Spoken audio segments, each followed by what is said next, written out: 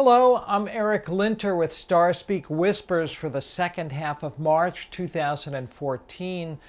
We're going to have this second half of the month mostly in this very neat package between a full moon and a new moon. On the 16th, which is Sunday at 1:08 p.m. in the afternoon Eastern Time, the full worm moon, that's the moon in Virgo, is exact.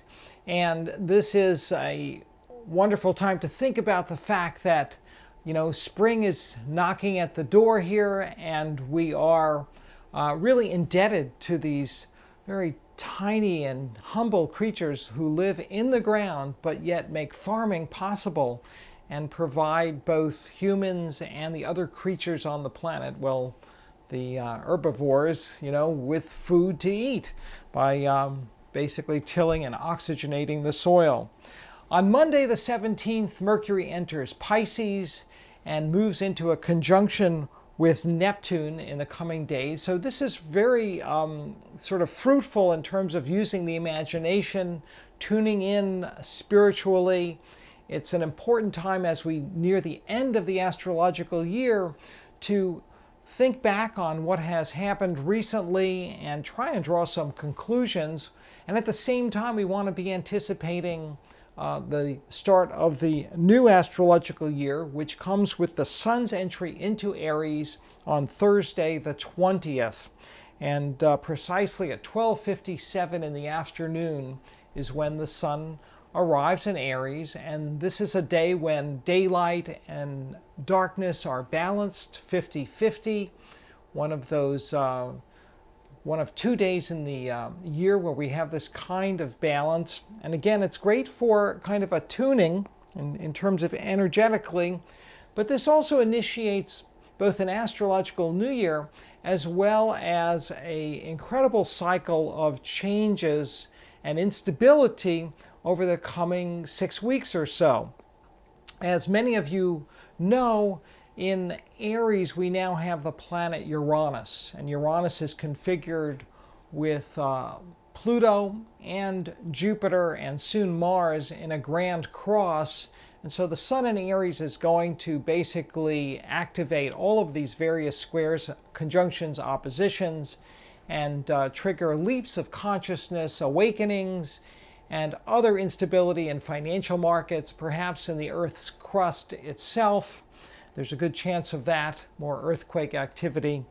And politically, we're going to see a lot of surprising developments in the coming 6 weeks or so. But as March plays out, we're still in a fairly mellow, calm before the storm atmosphere. And we see that exact conjunction of Mercury and Neptune on Saturday, the 22nd. If you're an artist or a dreamer, this is certainly the big cosmic green light to tune in and really put your imagination to work. The last week of the month is fairly quiet. Mercury trines Jupiter on the 26th. This is an excellent travel indicator. It's also good for selling, for teaching, for learning. Use your mind, use your communication skills. And then Mercury sextiles Pluto on Friday the 28th, which is an invitation to get your financial house in order. If you haven't taken care of your tax returns, get to work on it. And finally, on the 29th, we see Venus active, trining Mars and squaring Saturn. This is really a very mixed bag. On the one hand, the trine to Mars triggers a lot of passion, enthusiasm, sort of a quest for fun. But the square to Saturn can raise some issues around the costs of that fun. So watch your spending, have a good time, and don't step on anyone's toes. Venus squaring Saturn can sometimes be a little bit selfish, self-centered, and cold. This is fortunately the day before the new moon, so people are kind of low energy and introverted naturally, and less likely to get caught up in feeling offended. The new moon is on Sunday, the 30th, and this is a new moon at 9 degrees of Aries. It's time to plant seeds, to think about what you want to accomplish during this new astrological year. Now remember, as the sun advances in Aries, it's going to be part of that cardinal cross configuration. There are also 2 eclipses coming up in April.